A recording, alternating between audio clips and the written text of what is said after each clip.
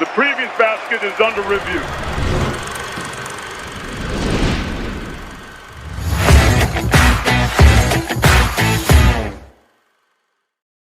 We're back, Scout Team, plugging along. We had a quiet week last week. I was at the Combine, and then the live period was great to see really every level of basketball, from guys on the doorstep of the NBA to a 15-year-old. If anyone wants to, one of the great things is watching the sons of NBA players. Reggie Evans' son is like an incredible talent. If anyone's curious, he's playing on the Adidas circuit. He's 15 years old. I was watching the guy. I had no idea like who he was, how old he was. He's playing 17s. The guy's a freak show. And I was like, man, this guy's like a total talent, but he makes a lot of mistakes. Like, I don't know if this guy's playing in a college basketball game next year. And then someone nudged me and was like, hey, like, did you know RJ Evans is a 2029? And I was like, oh, that makes sense. So, yes, long week. If anyone has questions about AAU, I actually think it'd be a good video at some point for us to do. It's like, what does an AAU weekend actually look like? How do coaches handle it, et cetera? I watched Josh Smith coach an AAU game this weekend. That was really fun. He coaches the Atlanta Celtics now. He pulled out his phone in a huddle to show them an out of bounds play, and then they turned it over in the inbounds. So things are going well for Josh's career. I do think I would take Eric Fawcett on the sideline far before I would take Josh Smith. Well, we're lucky. We've got one of the best, and he and I are ready to break down some more portal fits. So, Fawcett, how are you? We ready to get into it here? Yeah, this is a fun time. I mean, as you were talking, I have to tell my story. My 1 year of coaching prep basketball 5 years ago, we had a player that was pretty good. He was point guard. He ended up going to Carleton, the powerhouse Canadian university. But anyways, I heard about this guy that was going to be the number one player. And Aubrey Dory-Havens, the guy that I was coaching, just like had the game of his life, had 30, 32 or something, maybe like 7 or 8 assists. And I was like, oh, like, sorry, like what year did you say that guy was again? And it was like, oh, that's Tyron Stokes. We'll see what year he is. But at the time, I mean, he was like 14 years old playing against my post grads, and he still was a good player. But I should have known that 5 years later he was going to be what it turned out to be. So that was my first Tyron Stokes experience. So those stories are always fun, and that's why I think if you ever have a chance, doesn't even have to be the biggest events, but anytime you can go and watch any level of really good summer basketball, I think people should go do it, because you never know when you're going to see the start of something that'll end up being a college basketball storyline in a number of years, and could be some really interesting players. So but we're not totally talking AAU today. I know we will probably get into that again later in the summer. Just people will know too, like film wise, that's something that is now more available than ever. And we really talked about a lot of the top guys coming into college from there. But today it's more transfer fits and some different programs that play some very different styles of basketball and had some very specific needs and address them in really interesting ways, I thought. So I'm excited to talk about them. Yeah, actually, I think that's a good transition to start with the first guy that I wanted to break down today. And last summer, I was at Peach Jam, and I was sitting with a college coach, and he pointed out this massive guy playing for the New York Wrens.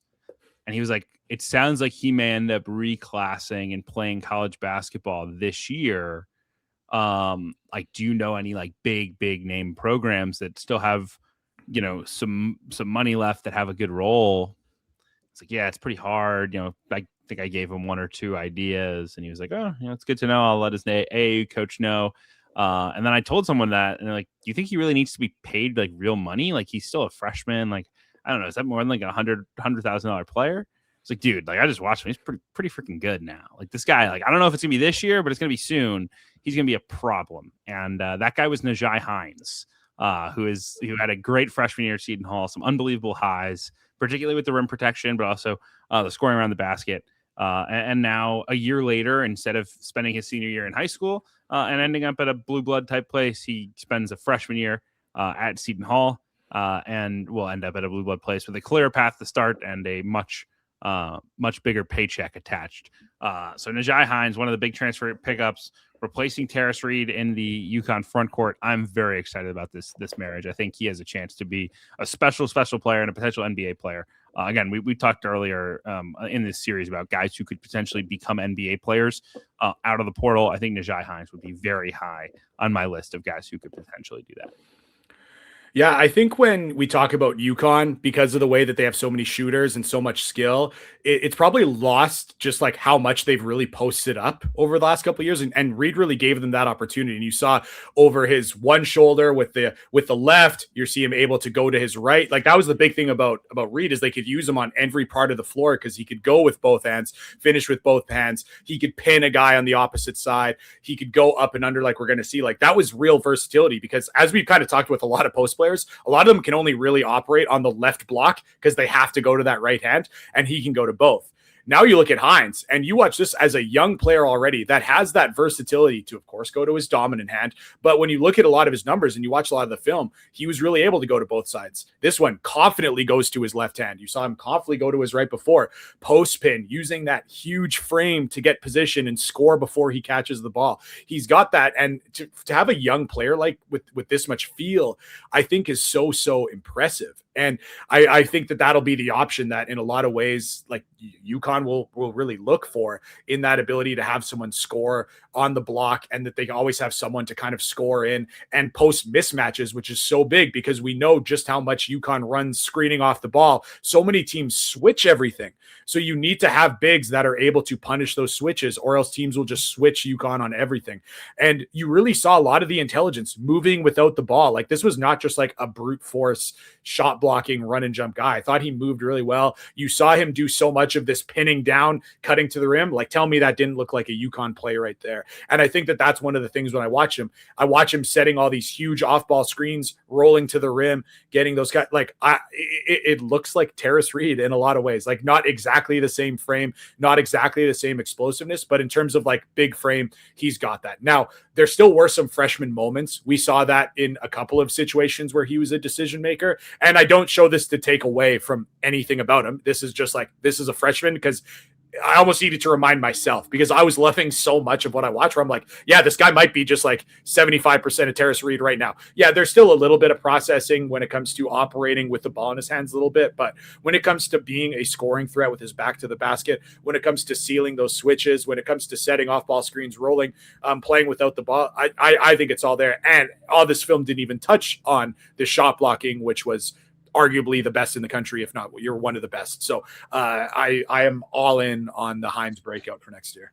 Yeah, a few things there. Number one, this is not your traditional reclass that's like really old for his grade and had to come.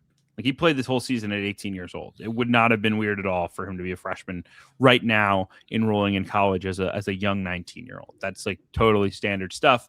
The fact that he played as effectively as he did in the Big East is huge. Number two, Seton Hall is not a very good Seton Hall is not a very good pick and roll team. Like that's just not how they've played under Shaheen. I think he'll have an opportunity to play a little bit of that at UConn and be effective as like a roll man and a lob threat. But as you said, like I love the fit of a place that will actually post him up hard and not just turn him into a rim roll or rim runner type big. He's a few stats here, like 17% block rate. One of the only in the last 2 decades, there's been 2 high major freshmen to do that. Him and Walker Kessler. Offensive rebound rate, like if you run kind of Torvik queries and whatnot, like you come out with guys like Steven Adams, Donovan Clingan. Like he is a monster. Like everything about his profile suggests that he has a chance to absolutely explode as a sophomore. And so I'm really excited. I do worry a little bit about just staying on the floor. You know, he's had foul issues. He's, a bigger guy. He's got to continue to get into better shape, but he's super talented. And I do also like, they added Oscar Gilte, another younger big from Stanford, another guy that played most of his freshman season at 18 years old. He's a great rim protector as well as a backup 5. So I'm a big fan of what UConn did up front. I think that duo makes a ton of sense. Again, potentially a world where Hines is a one and done at UConn. He goes to the NBA after his sophomore year, and Gilte is the guy going forward. Potentially, he's a rock that they build on going forward. But this is an absolutely massive pickup, and a credit to Shaheen as well. Like obviously, it sucks to lose him, but they got a ton of mileage out of an 18-year-old that a lot of people weren't sure would be ready to play, and they deserve a lot of credit for that. He's a damn good player, damn good basketball coach. Is Shaheen Holloway. So excited about that one. I think we'll stay in the Big East actually with another big probably the highest profile center to join the conference, at least in terms of their current college experience. That's Sananda Fru going to Marquette. Now, all the talk, does Shaka use the portal? How will he use the portal? They were pretty precise. They only took 2 guys. I think both of them are studs, Fru and Nolan Minnesali. I think the criticism of Sananda Fru at Louisville was, like, what's his elite skill, right? He shoots 77% for the field, but, like, he's not like an elite post player. He's not an elite vertical athlete. He has good feel. He can defend a little bit, but he's not an elite rim protector. Like, he's just checks a lot of boxes big. And for Marquette, like, I think that makes all the sense in the world. I could see other teams saying, hey, like, we can't pay the amount it's going to cost for Sananda Fru if he doesn't have one elite skill. I think for Marquette, number one, to get a big with feel, which is so important for them, you pay the premium. And number two, like, knowing what they have coming back, and the biggest hole being we just need good enough center play. You're going to get that from Sananda Fru, a proven high major option at the highest level. Yeah, he was a really interesting one that we actually touched on before last season, and kind of had some interesting things to say. But when you look at Marquette and when they're at their best, like going back to Oso Ighodaro, who played this style that Shaka Smart wants to do it perfectly, and that's this like constant empty side ball screens. Anyone who watches Marquette, any Marquette fans will recognize all these naked side ball screens where they have to be able to hit that short roll and have someone capable of making a play. Like, that's where Oso is fantastic. And that is somewhere where I think Fru is really, really good and was underutilized at Louisville. As we transition here to these Fru clips, watch how good his footwork is, the way he opens up towards the ball. And while there was a couple of these kind of empty side opportunities that look a lot like Marquette, Louisville was a lot more high ball screen with oftentimes someone on the low block, which, again, he was still pretty good in that area. But when he did get those opportunities to catch in that short roll, use a dribble, put pressure on the rim, just with a really explosive first step, with his kind of the way he opens up to the ball and is immediately available, I think he'll be really good there. So I am curious exactly how much Marquette staff would have looked at that. But if they're looking at someone who's like, okay, who can open up and be really good side ball screen, playing all this empty side stuff, like, that's where Fru is really good. And then also the other thing that Ighodaro brought was this ability to really play in transition and get in front of the crowd. And Fru is definitely not the same type of athlete, but he kind of still, by like timing his runs well, having really good hands, he's able to play a little bit of that style in transition. That's pretty good. Again, this is not like exactly like Oso, but I do think he is a very like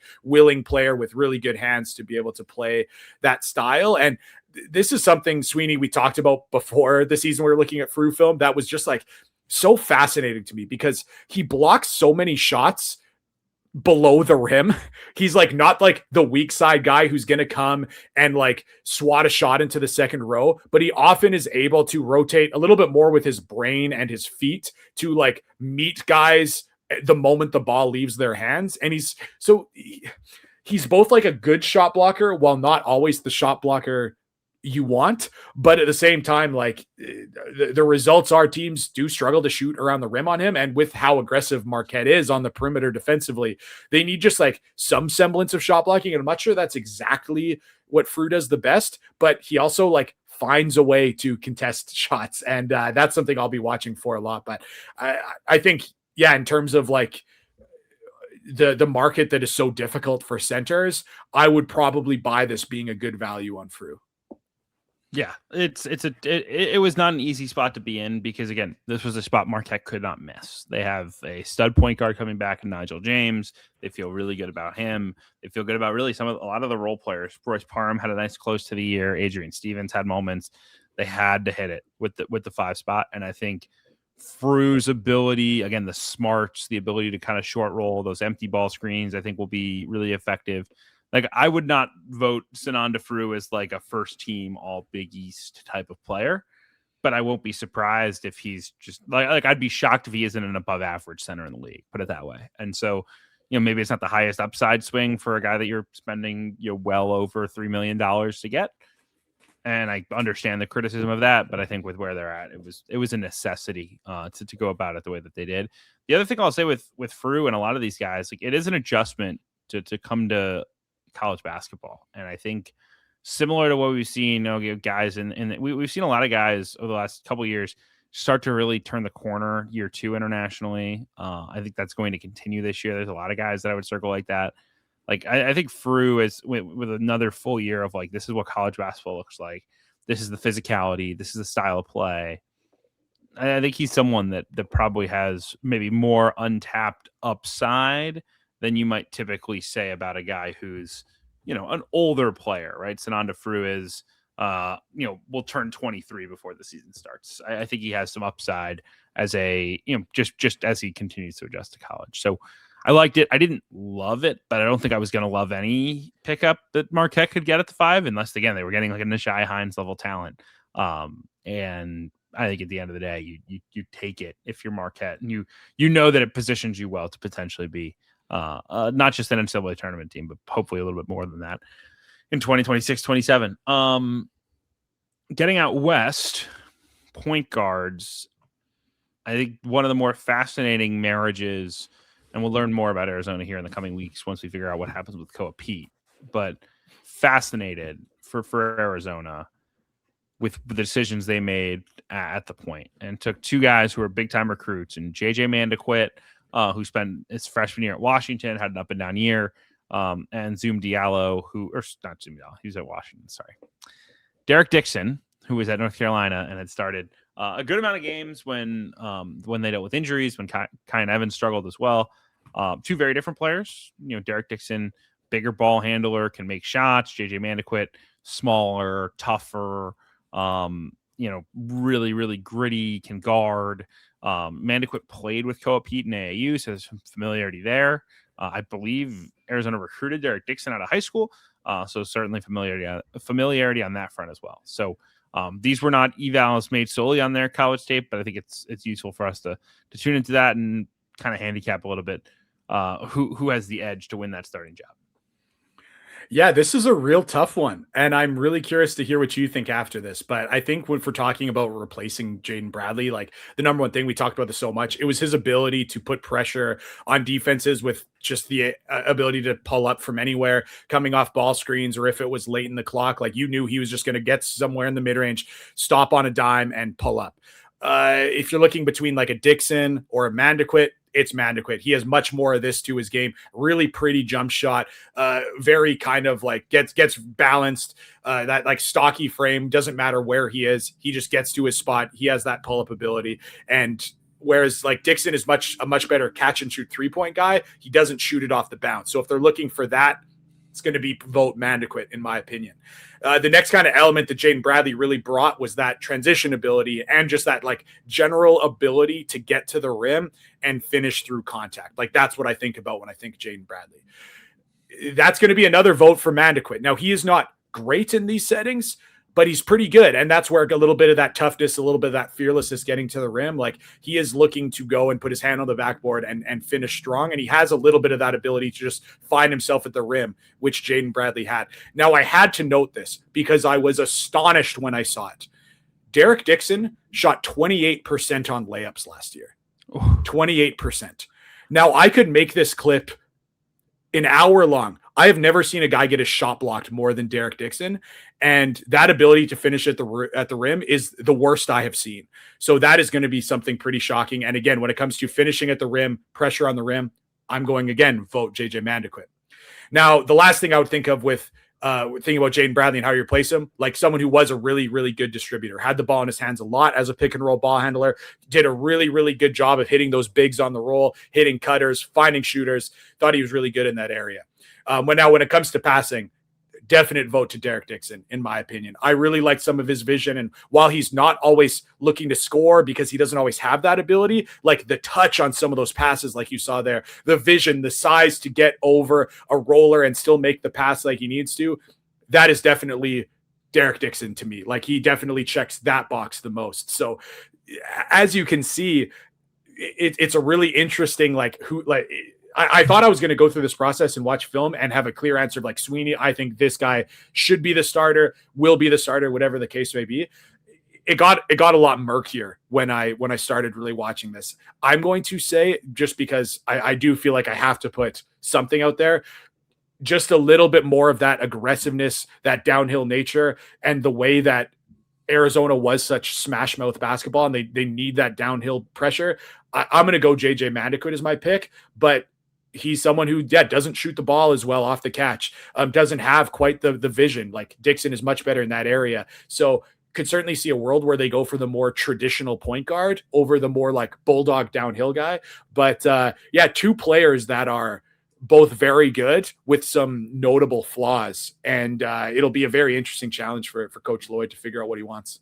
Yeah, no, there's no question. Dixon's freshman year is a fascinating one overall because, again, some bright moments, some huge moments, like the pass to Trimble for the 3 against Duke was a massive moment. There were stretches where he was really good. And there were stretches where it was like, man, the film's pretty ugly. And as you mentioned, the shooting at the rim and the shooting percentage on layups is like one of those, like, am I looking at this right? Did I click on the wrong thing? Like, how did we get here? And I do think he has more game than he probably has shown, but yeah, it's a concern. And I do think you're right that like Mandiquit's probably getting overlooked quite a bit in this race because look, this is a guy I loved in high school. Like I wasn't sure, again, just with the physical stuff, like what his ceiling was going to be, but he was like the consummate winner, super tough. Again, played with Pete, played on a really good Compton Magic team. And I was a big believer then and figured that he would find a way to make it work as a high major starting point guard. This may be a little bit earlier than that I would have expected, at least on a team that has such high expectations, right? This isn't just, hey, you're going to be a starter at a high major. It's this is a team that's ready-made to win with Karchenkov and Krivas. And, we'll see about Pete, but Caleb Holt, like they have an incredible group lined up. And there's an urgency to find a way at the point guard spot. And I do like generally the concept of really leaning heavily on the high school evaluation with those guys, like especially in a portal where you have a very limited time to make decisions, like guys that you were very comfortable with, a year ago, I think is there's something to be said for that. I do think it's probably a little underrated of like, all right, like if we're going to make massive commitments that are going to impact our ability to win a national championship, it can't just be like, oh, well, like we like this guy's mid-major film. Like there's probably a little bit more to that conversation. Yeah, that when you're looking like how do you get any kind of value when it comes to being a top high major program and looking at these type of guys, like that is probably like not that these guys are like incredible value, but at some point when it comes to like buying the dip, sometimes, especially factoring in that like Washington's season was not great.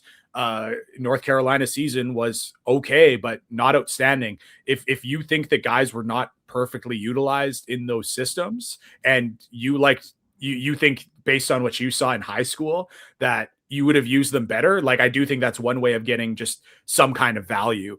And I would say that probably while I was already leaning Mandiquit a little bit more, I think thinking about the settings he was put in Washington, where I didn't love their offense particularly. That's another one where I think if I'm Arizona, I could talk myself into like, oh, well, he did these things really well, like some of the stuff I showed on film here, but he wasn't put in those settings enough.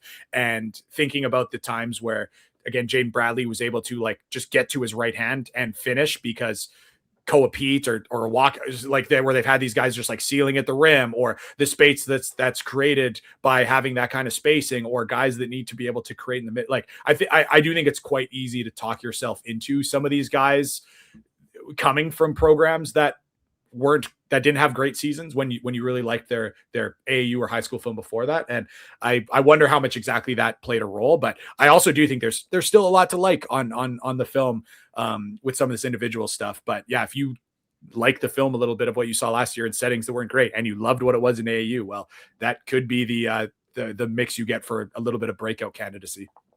Yeah, no, there's no question. That's a great point. All right, let's do our final one. I think a fascinating one in a lot of respects. A lot of talk all portal, even before that, of like who will be the next Bennett Sturts? Who will be the guy that ends up with the ball in their hands post Bennett Sturts in the Ben McCollum system? And I don't think that Ty'Reek Coleman will dominate the ball the way that Sturts did. I think Cale Combs will have it in his hands a little bit more than he did this past year.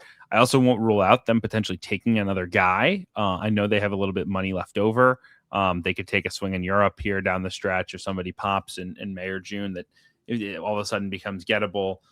That's something to watch for sure. But Ty'Reek Coleman is an interesting one because he got a ton of hype last summer and fall at Illinois State from people I was close with that had been to practice.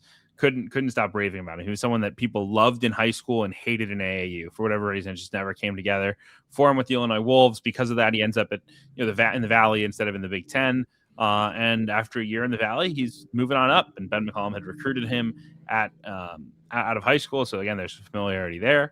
And really liked him, and will give him significant opportunity to go potentially make an impact on this year's team. And so, curious what you see in the film. I don't think we saw necessarily all of what Ty'Reek Coleman can do with the ball in his hands because they had Johnny Kinziger, they had other guys, but curious what you thought when you dove in of this guy's potential to be a usage guy in the McCollum offense. Yeah, the usage conversation is most interesting because not only was this a guy who didn't always really play with the ball in his hands, he didn't even start. And that's something, or at least the back half of the conference season, he came off the bench. And it was kind of funny. He started Missouri Valley play starting, and then they took him to the bench, and then he was like the best player in their first 3 games. And then they just kind of kept doing that. And between that and the fact that when you watch the clips, like he really is much better playing off the catch, playing off ball than he is with the ball. And that's where the usage conversation is going to be really interesting, because when you're watching like him at his best, it's like these clips where he is working off the ball, he is catching, and he's using that first step to get to the rim. And that's where I really, really liked what I saw. When it came to handling the ball, it was a lot of, and I actually really liked what Illinois State did. I thought that their offense was really, really good. And they were able to get him in situations where it was like, yeah, one read, we're getting downhill. What does that mean for now adjusting to Iowa? Man, that is tough to say, because I just do not feel like he showed the kind of processing and high level decision making that I kind of think that Iowa's going to need. And I still like a lot of what I'm seeing, but a lot of it's off the ball, and it's not always him making plays. Like you can see, like he can make some of the right reads, but they're a little slow. He uses a lot of dribbles. There was times where he was doing a little bit of the back screen get stuff that we saw so much with Sturts. And I am not sure he is exactly going to be that guy. Now, when it comes to just like raw ability to find a way, get to the rim, have some of these awkward finishes, but they fall. I definitely think Iowa could use some of that. Like thinking about the roster last year, that of course things still worked out really well, but like imagining them having a guy like this, even as a 6th man, that could just like make something happen, that could touch the paint, that even if the play was kind of dead, just still find a way to just like slither to the rim and contort and get a layup. That would be really big. So this is one that I just cannot decide what I think, because he is just so not the player I would have expected Iowa to go after. But the more I watch, the more I'm like in on this, like good size, good first step, like ability to finish, straight line explosiveness. And I'm wondering if you're having the same experience even over watching 2 minutes of film. But while he's just like, yeah, just not, I don't see him taking even, 60% of the usage of a Sturts, but could he be a good player? Like, yeah, absolutely. Yeah, no, it's a fascinating one. I would also tell you that, and I won't reveal exact numbers, but Ty'Reek Coleman is being paid a lot more like a Big Ten 6th man than a Big Ten best player. So if the expectation is, he needs to be the dude, I don't know if that's necessarily reality. I do think, look, you're not always going to have Bennett Sturts. And Ben McCollum hasn't always had Bennett Sturts or Trevor Hudgens. Like, he's had an incredible run of point guards, but he's also had more egalitarian offenses, and I think you're going to have to see that. And they have real talent, right? It's not just Combs. It's Jacob Koch, who I thought, or Cooper Koch. Jacob Koch is a different guy. Sorry. Cooper Koch, who I think is really, really good. Had a great tournament. I think Tate Sage is awesome. And I think you'll see Tate Sage playing ball screen sometimes. So I do think that if this is the final look for Iowa, it won't just be go pound it, Tyreek. But I do think you're going to fall back into some of those principles. And how good a decision maker he really is, I think, is a massive question. And I think we've seen, like, it's a very high bar to get on the floor for Ben McCollum. And it's less about, offensive talent, and more so like, how do you fit into the system? How do you fit into what we're doing? And there's a world where Ty'Reek Coleman gets kind of doghoused pretty quick, I think, if he lets the ball stick, if he is a little bit too drive centric and isn't isn't all the way in on kind of being, fitting into the system. I'm fascinated, but I do think he's very talented. I thought he was someone that could have benefited from a second year in the Valley, though. Like if he comes back, probably averages, and again, part of it's Illinois State's had real retention, and we think Kinziger came back. Maybe in a way you wouldn't have expected they would have the type of retention that they had. I do think that there's probably some truth to, like, all right, if you could just clear the deck and let him go play with the ball in the Valley, you would answer the question yourself, right? Maybe he becomes a dude and averages 18 points a game, and then he's like a $2 million player. Or he struggles and bumps in the road, and then we know this is where he's at the right level. So it'll be an interesting one. This is definitely, again, someone that they had familiarity with, that they were willing to roll the dice on. And I think it could define their season, how good he is. So excited about that one. Those are our four guys for the day. As always, if you have thoughts on players, guys you want us to break down, please do let us know in the Discord. We will break down. We'll try to stay at the high major level. Some impactful guys. I don't think we'll be breaking down 13th man or impact there, but excited to see. There's a lot more to get through. So please, as always, tag us if you got ideas or ideas outside of portal fits. We're open. We like to give you guys what you want this time of year. So any closing thoughts, Fawcett? Oh, just let me commend you on your real ball knowledge of a Trevor Hudgens reference, Northwest Missouri State point guard, which I think when everyone obviously saw like Sturtz make it the transition really well, like Hudgens was one of the guys that like I would have really wondered what that guy would have looked like. He was someone who's a lot more like explosive and downhill, and is now one of the best point guards in France.